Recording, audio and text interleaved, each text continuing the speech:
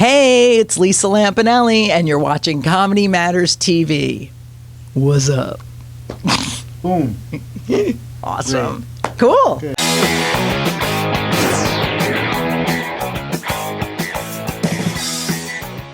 Hey, it's Jeffrey Gurian here at the Westport Country Playhouse for the debut, the premiere reading of Lisa Lampanelli's new play. Hi, Lisa. How are you? Hey, I'm so happy you came tonight. I am so excited. You know why? I feel like I watched a dream come true. You really did. And that's such an exciting thing Yeah. because you've been working on this for 2 years, right? Well, add to that the 4 years I worked on a one-person show with Alan Zweibel, and I never did that show, but it blended into this show. I was wondering if a lot of that went into this show. A lot of the stuff about food, because the show, it's called Fat Girls Interrupted. And I wanted to say the name, Fat Girls Interrupted. So, of course, the food stuff came out of there. But the next play I write is going to be about these same women with issues with men. And I'm going to take the relationship stuff out of that. So I think it's so funny how nothing you ever do is a waste. Like I could say, 4 years on a one-person show that I never made it happen. And then I'm like, wait a minute, that stuff still is very valuable. Absolutely. Everything you do is a stepping stone leading to something else. Now, how did you happen to choose these other three women? Was that a difficult process for you? Oh, my God. It was so great. You mean the actors themselves? Yes, yeah. I got so lucky. First of all, I completely freaked out one night because I was like, where am I going to find one of the characters is a big girl who likes herself? And I'm like, where am I going to find that? Because there are none, especially white ones. So I said, okay, let me email Lisa Howard. Because I said, she's big and really gorgeous, but she has this weird inner confidence that I've never seen in a white woman who's overweight. So I said, all right, let me email her. And if she ever, gets back to me, it's the universe intends it to happen. She got back to me within 3 hours. And She was like, send me the piece. And she read it and she signed up to do it. And I've had her do like 4 readings in the city for little groups of people. I said, this was really meant to be.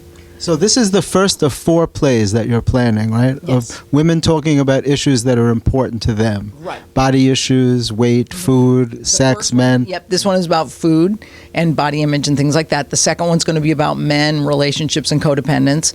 And the third's going to be about anger, because I think women have an interesting relationship with anger. We either show it too much or not enough. Mm-hmm. And the fourth one's going to be about women in grieving, because I don't think anyone really knows how to grieve. I've been around a lot of grief, whether it's over a death or a job or a divorce, and people just don't feel the feelings. They just rush through it, and no one grieves exactly the same way as the other person. So I think that'll be the hardest one to write, but that'll be number 4.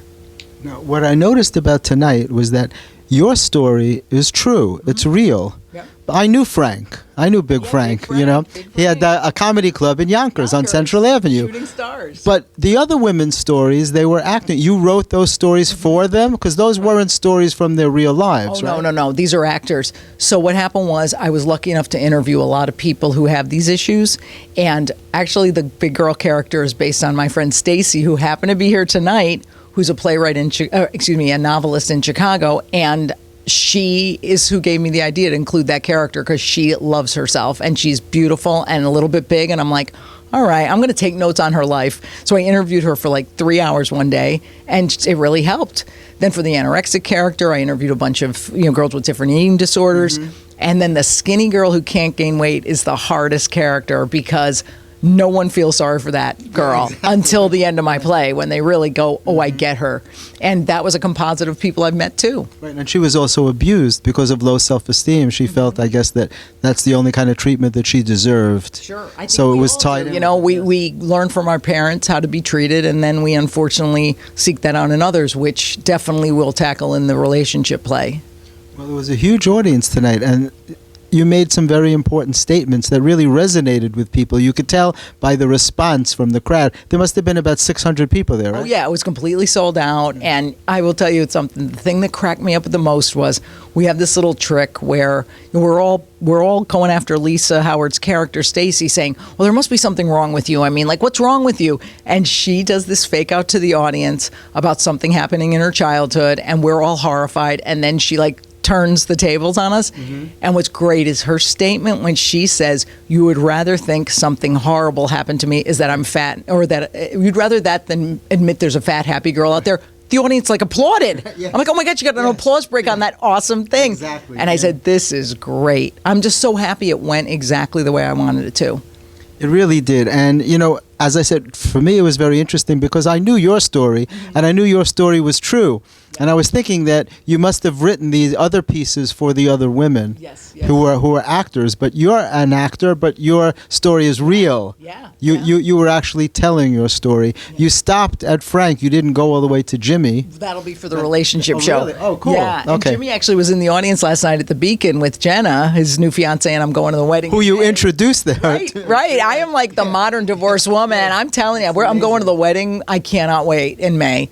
And I just think that's her ex-husband and Jimmy who she Big introduced, Balls. Jimmy Big Balls. And he stood up in the audience. I made him stand up. He's great. That's And it's so wild when you break up a relationship the right way before anybody cheats or steals or lies, then you can be friends. However, all my past relationships, I like backed out in a crappy way. So I think it'll be a nice evolution to see in the next play. Now, when you take this to, it's going to Broadway, is that correct? It's to a theater on Broadway? We're going to be off Broadway. We're run starting in the fall. The contracts are about to be signed, so it'll probably be announced within the month. I have my dates already. I'm so excited. Like, she told me the opening night and everything, and I got to keep it secret. But I'm so excited. Like, I'm like, this is really happening in New York. And then the plan is to really you do a nonprofit theater basically because they're so hard to get into because it has to be such art. They do stuff that's different and weird.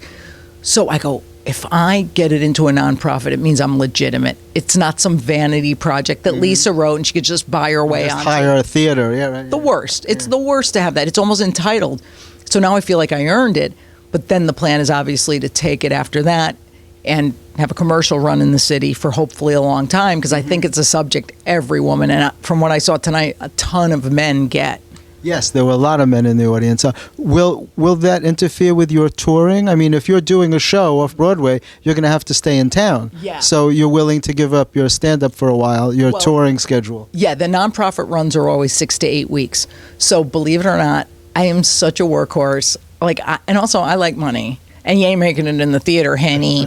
So I told my manager, book me on Saturday nights only, and we're going to do a weird schedule where we don't have a Saturday show. We have a Monday or a Tuesday matinee or something instead. So you're not going to be dark on Monday night. That's breaking tradition. I think it's really smart. That's very cool. And also, I will be working 7 days a week, but I'm telling you, this show tonight didn't feel like work at all. Like, I'm like, I don't need money for this. You were so energized. I mean, like I said, I was watching a dream come true. That's what made it so exciting for me personally, because I know how hard you've been working on this. Yeah, and also that thing about complaining just disappeared from my life. You know, yes, working 7 days a week, is it going to be hard? Yeah, but so what? So is having a job in the coal mine. So is having a job as a garbage man. Just shut the F up. You get to perform and have a slight message for people and have them leave happy. Don't even complain. I can't. And you get money. Yeah, I mean, from the theater thing, it'll probably pay my dog food bills, but I'll be eating dog food if I ever worked in the theater only. No, but it's another thing, and it's another great accomplishment to be a playwright and to have people enjoy what you do, and not just entertainment, but you're carrying a message. It's empowering people and giving them self-esteem, making them feel good about themselves. Yeah, my whole goal with this was to make anyone struggling with this or any other addiction, to make them not feel alone. Because when I was going through loneliness in college, and then that's when I gained weight, and I was like, oh my God, I'm the only one who feels this way. It would have been nice to have this community going, we go through it too. So hopefully a lot of people will feel less alone. I think so. I'm going to ask you one question that people ask me. Tell me about your hair. Oh my God, I love my hair so much. Here's what happened. I'm like really cool now because I lost all that weight and kept it off for 4 years. So I had seen Julianne Hough on Dancing with the Stars last year, and she had her hair pink. So I'm like, oh my God, I totally want it pink. So I went pink, and it was so adorable. And then I shaved the sides. Of course, now I get hit on by every lesbian, and it's like, not yet. I'm not going lesbian yet. Wait for 6 more years till I really give up. Because you're a gay man, basically, is what you said. I'm a dude. It's so true. So I said to myself, I'm going to have this pink hair at the Grammys because I got nominated this year. Yes, I remember. Back to the drawing board, Yes. which was the thing that we did the day before when we did the AOL Bill Tour. How great was that? How amazing was that? How Yeah, fun, right? yeah. So it ends up, I have the pink hair. I go to the salon to get my hair re-dyed pink for my outfit. And my hairdresser goes, look, you're never going to match the pink in your outfit. Like, it's going to look disjointed. I said, F it, let's do blue. Ends up, it's such a big hit.